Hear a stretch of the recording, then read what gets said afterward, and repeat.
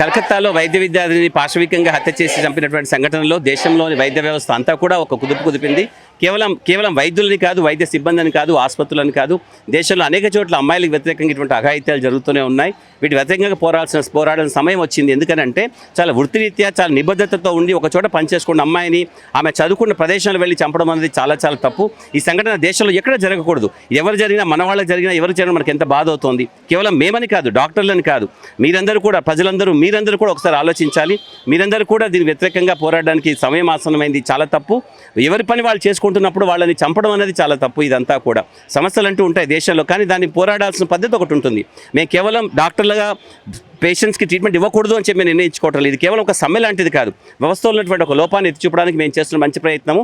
మీరందరూ కూడా సహకరించాలి. మీరందరూ కూడా కేవలం మేము ఒకరు అడగడం కాదు, మీరు కూడా అడగండి. మీ కుటుంబ సభ్యులు ఎవరైనా కూడా ఇటువంటి పరిస్థితిలో ఉంటే ఎంత కష్టంగా ఉంటుందో ఆలోచించండి. మీరందరూ కూడా అడగండి.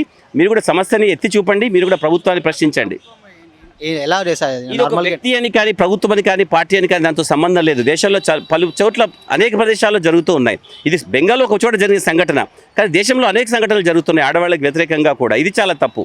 కాబట్టి మనం ఇది చాలా చాలా ఘోరమైనది. ఎందుకంటే చదువుకుంటున్న ప్రదేశంలో వృత్తిలో ఉన్నటువంటి ఒక వైద్యురాలిని చంపడం అనేది చాలా ఘోరమైనటువంటి తప్పు ఇది. కాబట్టి దాన్ని మేము ఎత్తి చూపడానికి మేము చేస్తున్న ప్రయత్నం. కానీ ఇలాంటి సంఘటనలు కేవలం డాక్టర్లకని కాదు, ఏ స్త్రీకి కూడా జరగడానికి కారణం లేదు ఈ దేశంలో.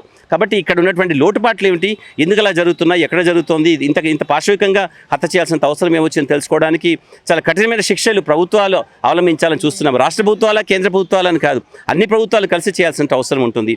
24 గంటలు మేము చేస్తున్నటువంటి సమ్మె ఎమర్జెన్సీస్ కాకుండా మిగతా సర్వీసెస్ అని ఆపడం కేవలం ప్రజలకి కష్టపెట్టాలని కాదు. ఈ కష్టంలోనే వాళ్ళు ఒకసారి ఆలోచించాలి. వాళ్ళందరూ కూడా వాళ్ళకి సేవ చేస్తూ నిరంతరాయంగా వాళ్ళ ఆరోగ్యంగా ఉండాలి, మంచిగా ఉండాలని కోరుకునే డాక్టర్లలో ఒకరిని ఇలా చంపడం అనేది చాలా తప్పన్న విషయం.